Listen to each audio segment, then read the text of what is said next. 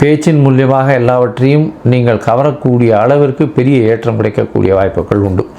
அது தவிர பார்த்தாலேயானால் 12ஆம் இடத்தில் இருக்கக்கூடிய குரு பகவான் சனியை பார்க்கறதுனால ஓரளவுக்கு உடல்நிலையில் பின்னடைவு இருந்தாலும் சற்று கொஞ்சம் பெட்டராகக்கூடிய வாய்ப்புகள் நிச்சயமாக இருக்கும்.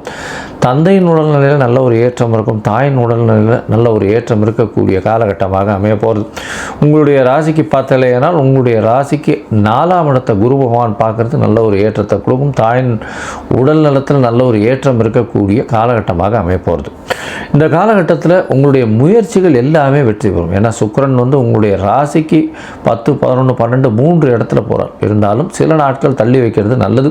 இந்த சில நாட்கள் பார்த்தாலேயானால் அது உங்களுக்கு சந்திராஷ்டம நாட்கள்னு சொல்கிறோம். சந்திராஷ்டம நாட்கள்னால் 8ஆம் இடத்துல சந்திர பகவான் வரும்போது சந்திராஷ்டமம்னு சொல்கிறோம்.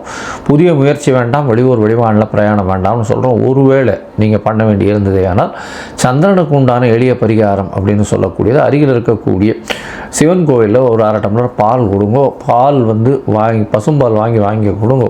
அபிஷேகத்துக்கு சந்திரனுக்கு உண்டான பிரச்சனைகள் நிச்சயமாக அந்த சந்திராஷ்டமத்தினுடைய பிரச்சனைகள் தீரும். இந்த சிம்ம ராசிக்காரர்கள் காஞ்சிபுரத்தில் இருக்கக்கூடிய வரதராஜ பெருமாளை போய் சேவிச்சுட்டு வாங்க. அவருக்கு ஒரு துளசி மாலை போட்டு வாங்க. நல்ல ஒரு ஏற்றம் கிடைக்கக்கூடிய காலகட்டமாக இந்த மாதம் அமைய போகிறது.